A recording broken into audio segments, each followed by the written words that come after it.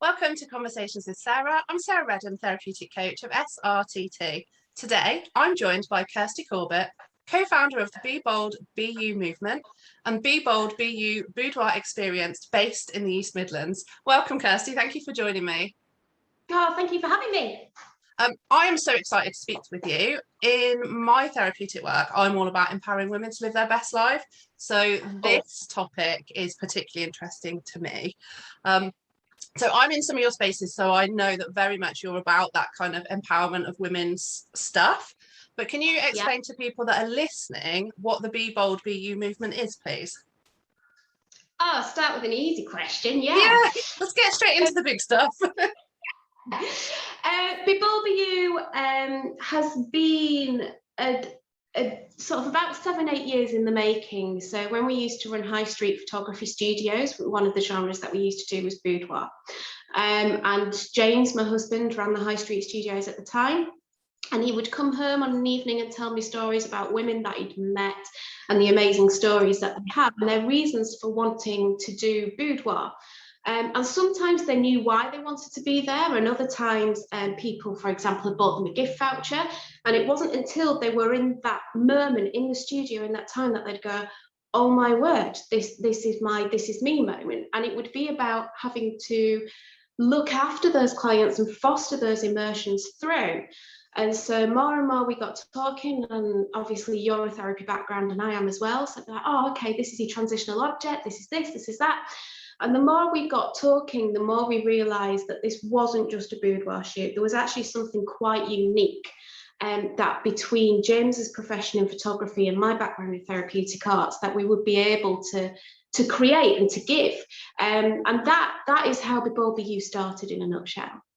Yeah, and I love it that it's this really kind of warm experience of transformation for people. That I see the post that you put up, there's so much about the things that align with me, so instilling that self-confidence, that self-belief, that self-power, that loving of your body wherever it is in your journey of being a woman. So I just love all of that about it.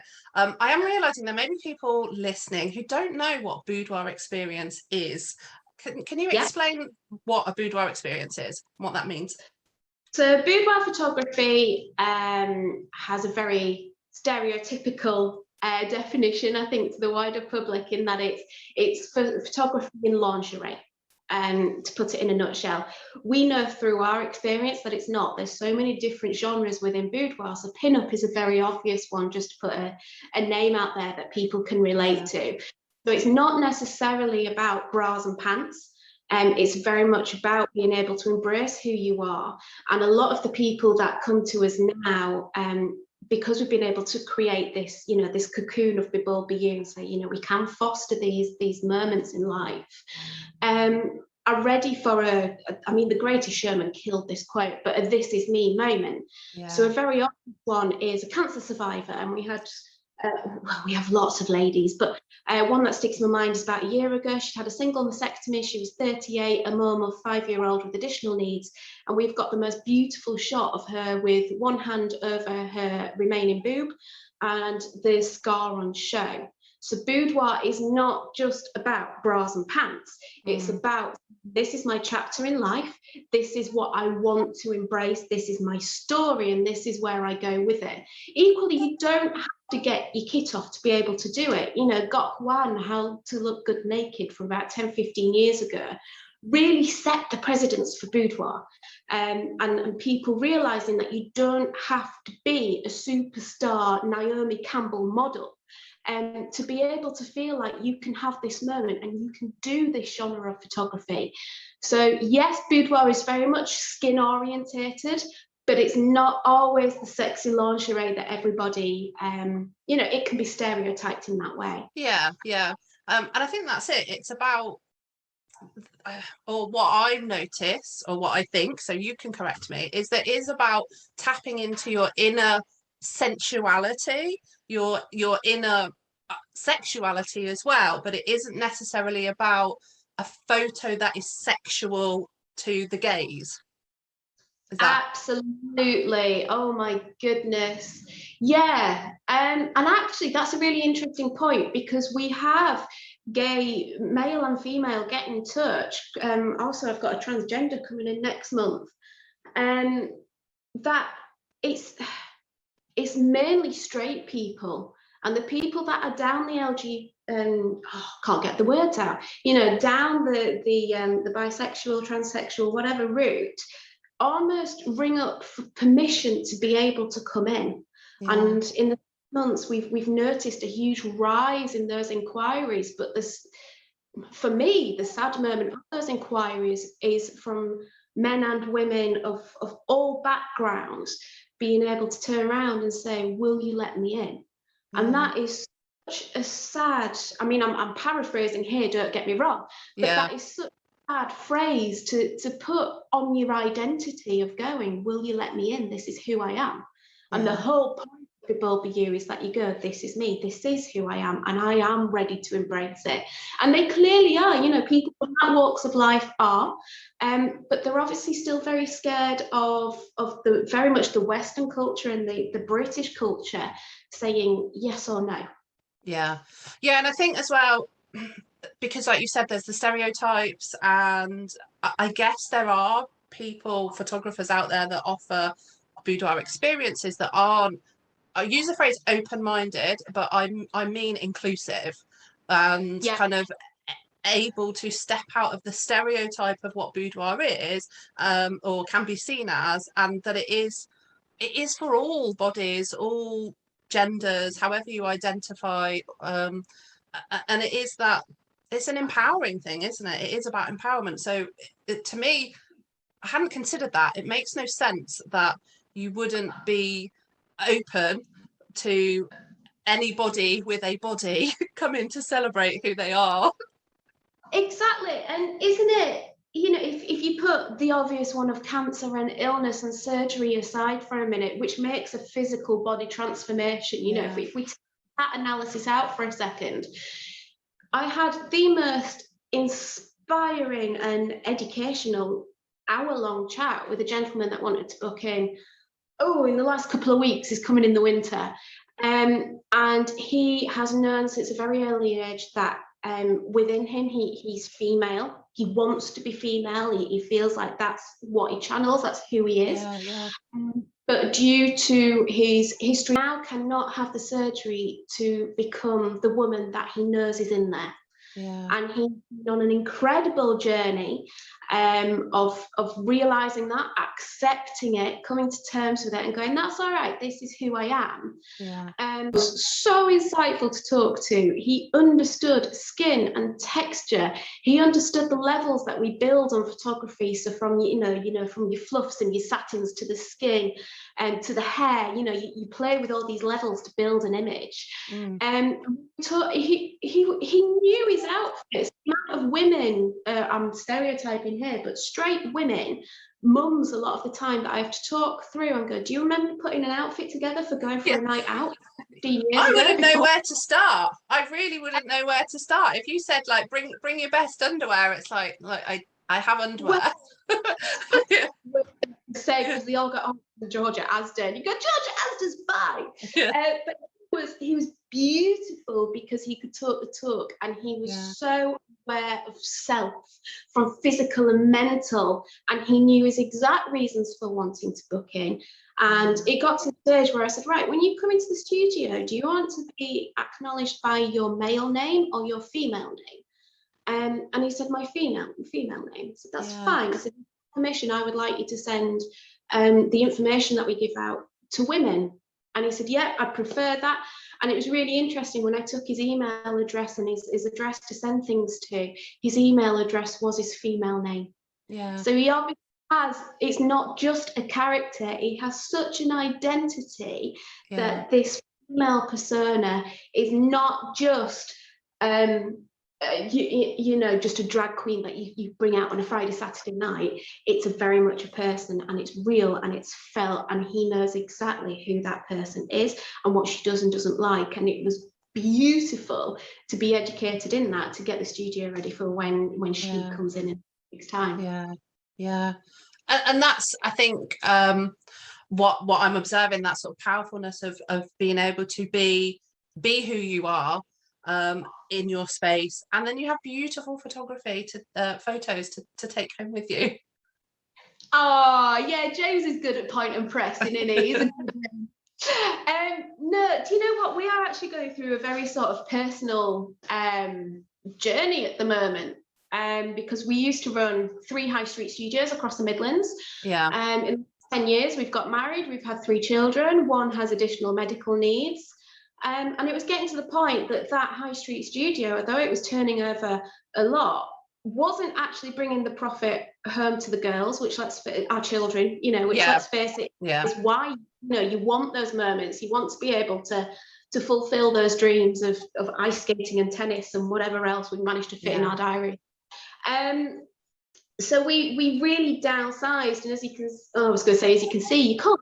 As you can hear, we now have what was a derelict barn on the outskirts of the Derbyshire Peak District that we converted, and it's the smallest studio we've ever had, but it is the biggest in terms of giving and testing us and pushing us, because it gives so much to the clients. They just move it. It's like a holiday, they just move in everywhere. It's wonderful.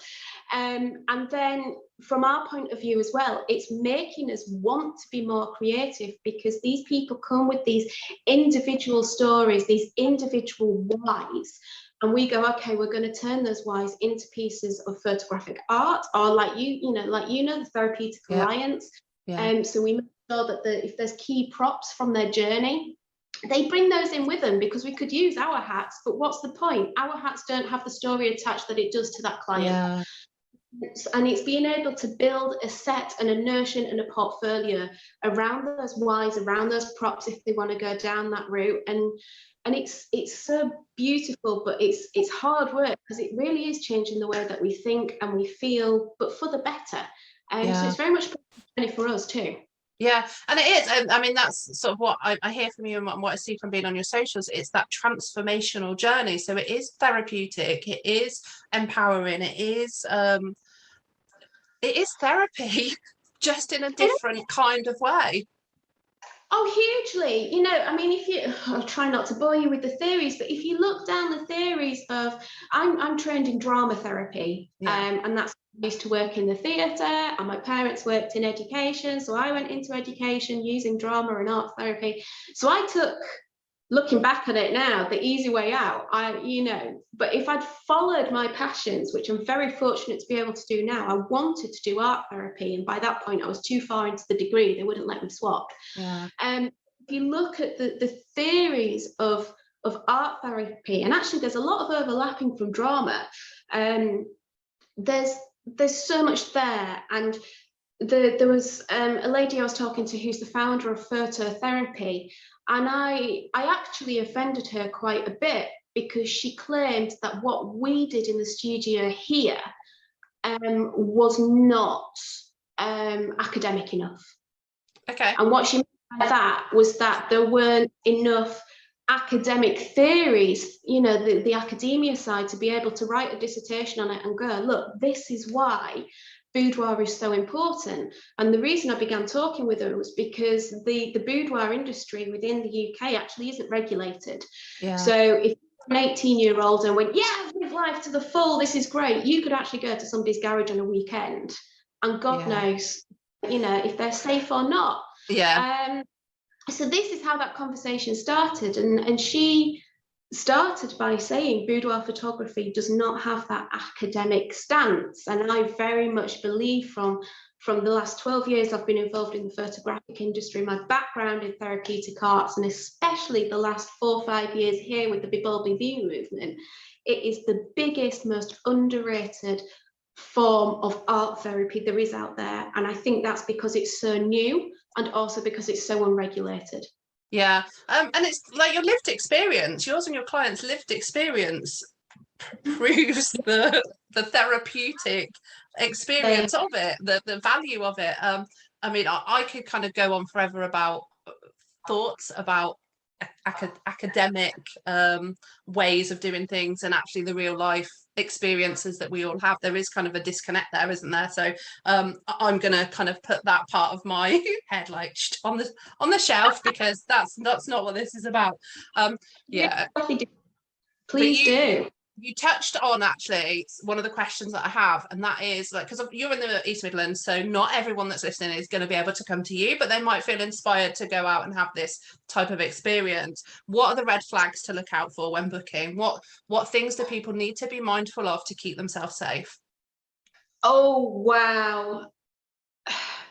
I'd argue the portfolio, because Okay. you can tell what is a good image and what's a mediocre image and what's an amateur image. And they are three very different levels.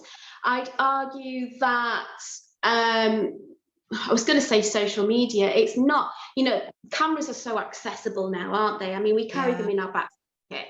And then we get given filters to apply to make ourselves look, in inverted commas, beautiful. And filters are dangerous. So, and it's the same within our industry, is that something could look beautiful on a page, but how much editing has gone into that? And if the editing has gone into the skin and the person, what did the person look like beforehand? So I'd be very mindful of the composition of an image. Yeah. Just in a broader aspect, boudoir is so personal. Photography, just as a genre, is so personal, and the UK industry, right across any genre, from newborn to boudoir to family to, you name it, is not regulated. Anybody can pick up a camera, and the 3 out of the 4 main bodies in this country will let anybody join. And so when you see guild associations on people's websites, they actually sometimes, again, I'm stereotyping here, it can not mean much, if I'm honest, because they've just been allowed to join. Yeah. And so I'd make sure that you speak with your photographer, you connect with your photographer.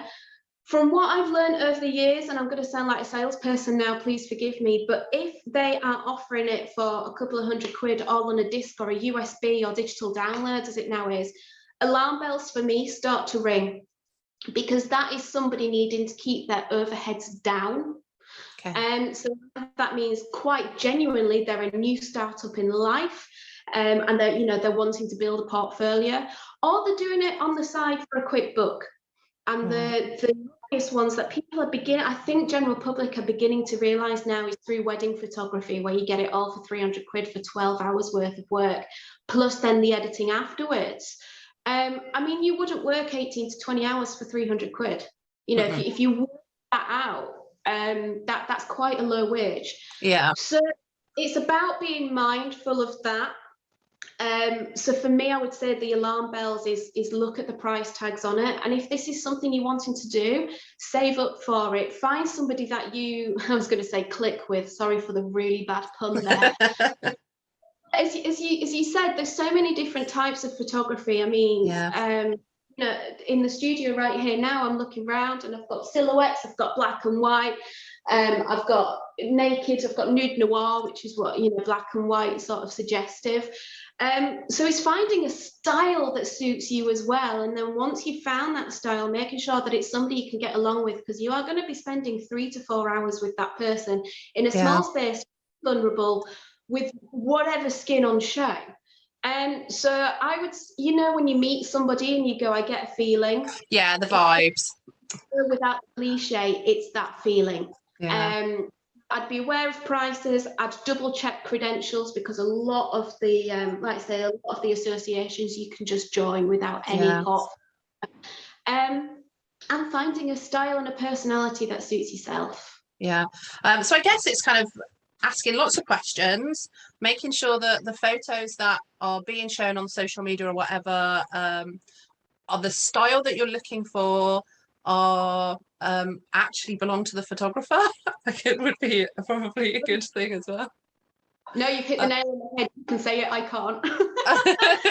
Yeah, well, I'm just thinking what I would think about. And yeah, sort of, because it's so personal and you are vulnerable, it is making sure that it is the right person for you. And I know we've, especially at how this last year has been, a lot of us are on budgets, and I guess that comes into consideration. But don't be led by your budget, be led by all of these other things more so in your decision making. Absolutely. If this is something that you so need and so want, I mean, we've all been there. You know, we go, okay, this is for me, but I'm going to have to wait. I'm going to have to save up. And the other thing is, if you go to your photographer and say, I know that I want to create, I want my hair and makeup doing, I want in the studio, and I know from it that I want to create a book, you know, an album. What's the price for 10 images in a book finished within a, you know, a keepsake box, you know, it's kept safe from dust and small children knocking drinks up. They'll be able to come back to you with a quote.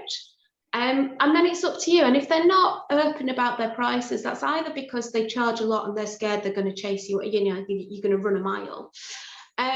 Or they, you know, they won't make a physical product because they're having to watch their overheads. Yeah. Yeah. So two very different extremes, but it's the way, sadly, the UK industry is, and it's up to our industry to change that. I'm not the most popular person in our industry because I will say, why aren't you doing X, Y, Z? Yeah. But I do believe for the greater good and for people's safety, and also the credentials of our industry, things have got to change. Yeah, and I think sort of safety is quite a key word, isn't it, really, especially for people that are on this kind of transformational journey, that are, it's vulnerable wherever your confidence levels are, but if you're in a place where you're just starting to step into your power, that I guess this is a kind of experience that can absolutely help you blossom, bloom, and push out of that, mixed metaphor, push out of that cocoon, or can very much be something that becomes a bump in the road on that journey. Hugely, and we've all been there. I mean, the cliche I give is, you've got a newborn baby, you want to know that person that you're handing your newborn over to is going to look after them well. And the newborn industry scares me the most. Sorry to go off on a tangent in a minute. No, go for it. Because obviously we're sculpting them into, everybody knows the newborn art poses these days, sculpting them into those positions. If people have not had the training to learn when you can and can't sculpt, and when the bones have got you know, more solid because they've been born, why they have to be photographed within that first 7 to 10 days is because the bones are really soft, so you can sculpt them into those positions. Any older or any bigger, the bigger the baby, the more careful you have to be. Now, if I put in the context of a newborn, people go, oh God, yes, now I want to know that they're going to be safe and they're not going to be hurt. And a lot, especially, you know, a lot through the BBBY movement, a lot of people put themselves almost last. I guess your work as well. So they suddenly go, yeah, right, I'm going to take a day off and I'm going to do it for me. And then you put in the safety element of that as well, because they've built up so much trust and so much confidence to go, it's all right to take a day for me. And I'm going to stand in my underwear with a stranger, let's face it, and I'm going to do this. I want to know that you're safe. And that is where the UK industry is letting the general public down at the moment. I know we're safe. I know James is safe. I know that we've got all sorts. I know photographers up and down the country that I know are fantastic and that I would trust with me if I wanted to go down a boudoir shoot route. But it is these things that you have to be mindful of, and you have absolutely hit the nail on the head, and I am so pleased that you have asked these questions, because it's something that the public need to know, and it's why the BBC, you know, got in touch with us and said, hang on a minute, what's the difference between boudoir and not? And the reporter I was talking to at the time, I was on the phone with him for an hour and a half. It was during the lockdown, so it was all, you know, it was all done electronically. And he said, I wish I had more time because this is something I need to learn. And I thought, from a journalist, because he must have to cover so many subjects and pretend to be interested, and from a male perspective, that was so refreshing to hear. And the gorgeous thing is that he stayed in touch and said, what else can we do? And I feel very, very fortunate that somebody is actually outside of our industry and male, has been able to go, hang on a minute, there's something here, just like you have as well. And it's making sure that people are aware of that within the wider, I was going to say wider world, but UK industry at the moment would be fabulous. It's just so important, I think, because you want to do these things and feel empowered, but unfortunately, as women, we have many barriers to being safe. And I think it's just, if people have listened and be like, yes, I want to do this, I want to be part of the keeping women safe space, and just have them think about, what questions can I ask, how can I get the most out of this experience, and it be like the best thing for me, and not another story of I don't really know how to word it, just another story of what's disempowered. Yeah, absolutely. And BBBY works with a lot of women from abusive backgrounds, whether it's been mental, physical, verbal, from parents and growing up through to I was going to say partners. By that point, they're normally ex-partners. But you know, we are working with abuse survivors. How the hell can anybody go, yeah, sure, I'll look after you? It's a huge topic that it really and maybe something we can revisit at another time, because it feels like it is another topic on its own. So just as we start to kind of bring things to a close, have you got top tips for women who are going to have their boudoir experience? Just sort of maybe 3 things, 5 things for them to think about. Oh wow, yeah, don't panic about size, shape or outfits as number one, because people will say to me, oh yeah, but I've got bingo wings, yeah, but I've got cellulite on my thighs, yeah, but I'm a size 24 is an email that I had the other day. It's all those yeah buts. And those yeah buts are actually the insecurities that you're wanting to put in their place and say, no, I'm in charge, not you.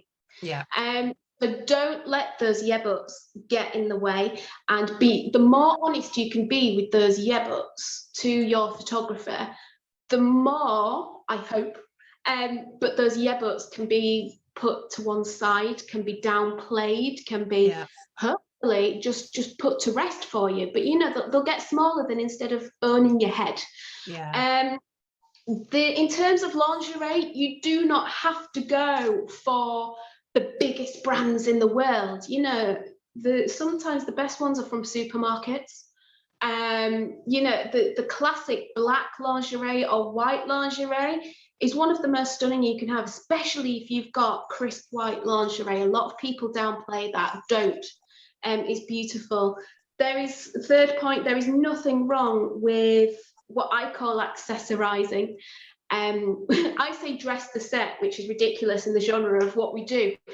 But what I mean by that is jewelry, heels. If you are really that worried about what people refer to as bingo wings and you know, the chub around the armpits and things like that, bring a shirt, bring a dressing gown, bring something, or even just a scarf. Or I mean, we have materials, we have satins, we have silks, we have lace, we have all sorts to sort of not necessarily hide, but make the person in front of the lens feel okay about it. And normally by the end, they've dropped them down, and those what they refer to as bingo wings are on full show.